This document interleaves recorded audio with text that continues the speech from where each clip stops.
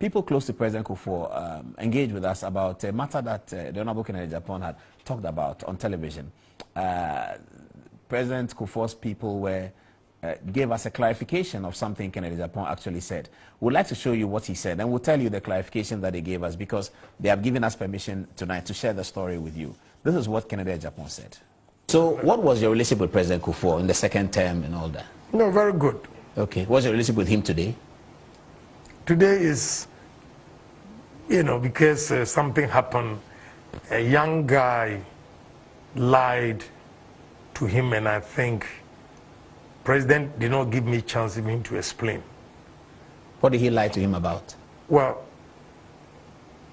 I went to Ada's office, house. Kofi Ada. I was chasing my money. I believe in business. That I remember very well. Banredu was the finance minister at that time. So Ada had taken over as the minister for energy. And he didn't know who was behind that, so he was not going to pay it. And I went to him. Whilst I was there, I met one guy. If I hear the same name with a chief director I will get the name. And he started asking me questions. The guy? Yeah. The guy. Oh, this election, presidential, whom do you think is going to win? Oh, this is the 17? Right. Okay. Then I said, honestly, when I was going to America, I'm just quoting what I said. When I was going to America, Alan was leading. But when I came back, people are shifting. And the reason, I don't even get them, because election, you need somebody who can raise funds. That time, Alan had raised about 13 billion. And some people did not even understand why. And they were using that against us. So how? So I said, because of the fundraising, now Nanado is slightly ahead of Alan. That was all. Yeah. Then what did he tell J. Kufuor? Yeah, the guy is called Atu Eshen. Very bad boy. Atu Eshen? Yeah, very bad boy. Maybe I know him. I think I know him. Yeah, very bad boy.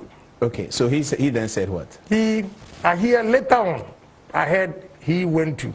I thought all along, till last year, I thought it was Alan who called President Kufuor to tell him.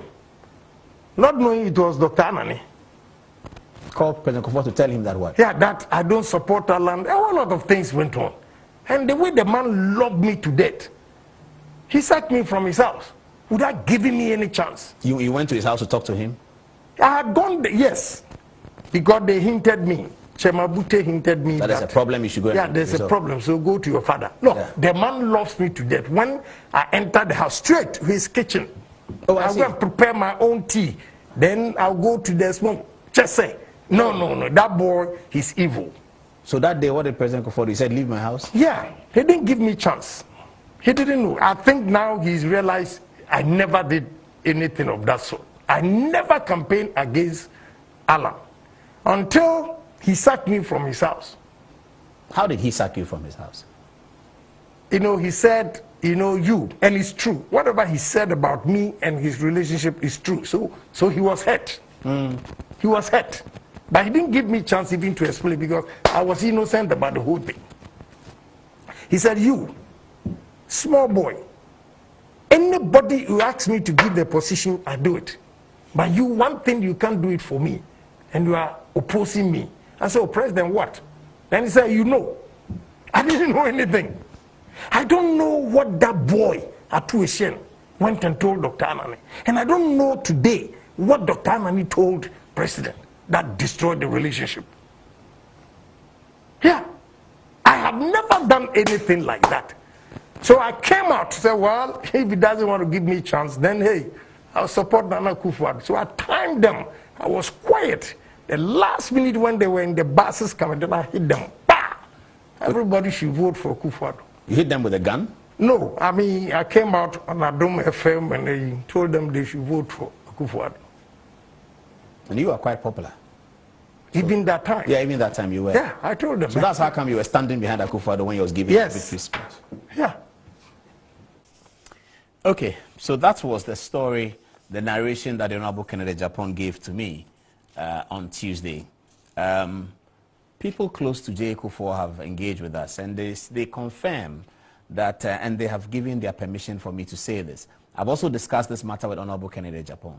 They confirm that the relationship between the Honorable Kennedy Agyepong and President Kufuor has muddied a little bit. And that, well, those of you watching who have capacity to bring them together, I think both men really loved each other. Something happened. There was a misrepresentation. Now, they say that the real problem was that President Kufuor's son, one of his sons, was engaged in business with another person named Mr. Kwame Poku. It turned out that this Mr. Kwame Poku had, the business didn't go quite well. It ended up in courts.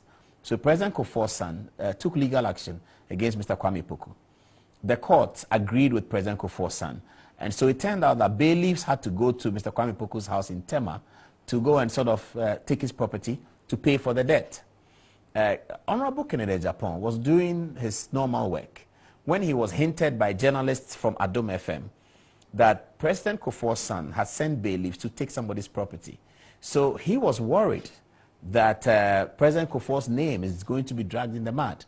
So he called President Kufuor and said, your son is taking people's property out of some business that I know about, and you should tell him to stop so that we can settle this matter amicably, because you are president of Ghana and you don't need to do that.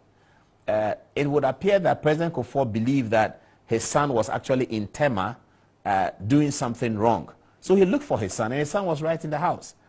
It was then, according to the story, misrepresented to President Kufuor that Kennedy Agyepong was on the side of the businessman against President Kufuor's son.